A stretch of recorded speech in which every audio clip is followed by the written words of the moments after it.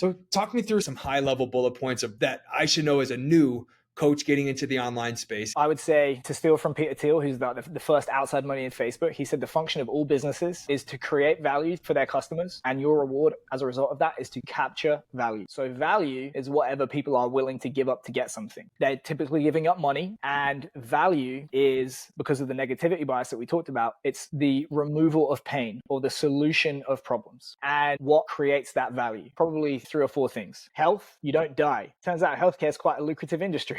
Money, financial services, and all that kind of stuff is another massive industry. And status, relationships, or feeling. For anything that's not money, it is the dollar value that we ascribe to the feeling or the result that we get. How much is it worth to not have back pain? How much is it worth that the feeling that a Gucci handbag gives you? How much is it worth the status of being able to bench 315 gives you, for example? So by definition, the more painful the problem that we pick and the more effectively we solve that problem, the higher the dollar value that people ascribe to it and the more they'll give up to get it. So you want to pick big, painful problems that you have the power to solve. But you also need to make sure that you're picking people that have the ability to pay and that it's a significant population that's underserved. So they might want bottles of ice cold water in Somalia and they'd say, yeah, I would happily give you $1,000 for that bottle of water. But if the money's not there, it's very hard to do business. So it's much easier to sail with the wind and pick a population that has deeper pockets, more desire to spend to solve their problems, and maybe is a little bit more underserved. So the rule of thumb that I tell sport coaches, if they have the ability to pick, is to look at the advertisers on the media for that sport. So for example, if you look at the UFC, it's like Bud Light, protein packs, all that kind of stuff. Not saying that they're terrible products, but they're not expensive brands whatsoever. And most people that I know that even work in the UFC, they struggle to make money because fighters don't have a lot of money. If you look at motorsport, golf, tennis, polo, it's Cartier,